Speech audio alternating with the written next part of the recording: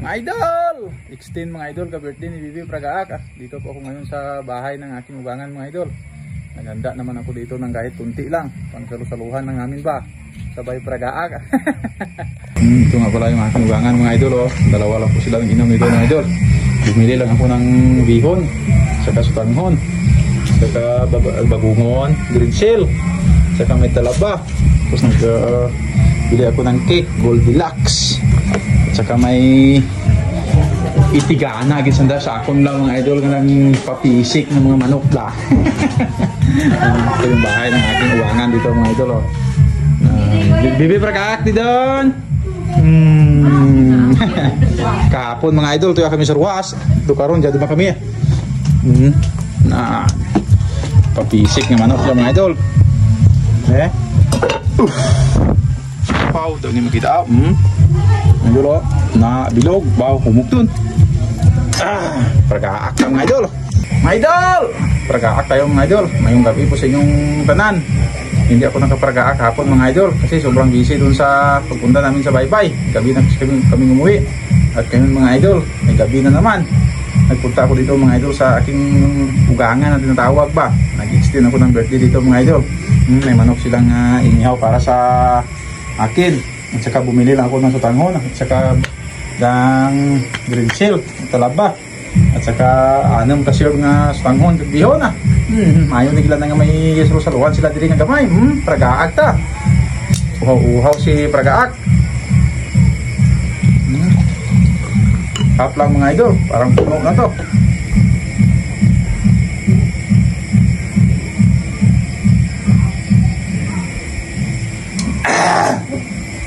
Yun talaga ang Pragaak mga idol. Oh.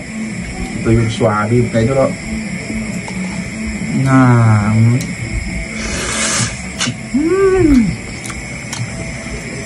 Baga-laga ang lasa ng nitib. Ito sa probinsya mga idol, hindi na binibili ito. Libre.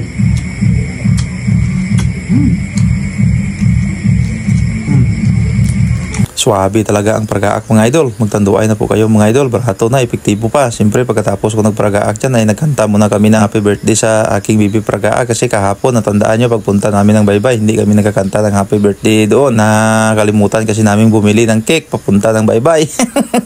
At doon sana ako magpragaak. Kaso may mga pamilya akong nadala. Mahirap na pag malasing ka doon sa baybay. Malayo pa kasi ang aming biyahe pa uwi. Kaya hindi na kami nakapagpragaak doon. Uwi namin kahapon. Gusto ko sana magpragaak dito sa bahay kaso sobrang pagod na. Kaya dito ko na lang pinag-isipan na mag-extend ako ng birthday dito sa aking ugangan. Hindi lang naman yung aking binili dito mga idol. May pangsalusaluhan lang po kami. At maraming salamat sa aking ugangan dito na pag-libre ng 3 piraso na manok na native. Wow, kampiyon talaga ang lasa ng native na manok mga idol. Mapapatakam ka talaga pag ganito ang kinakain mo palagi.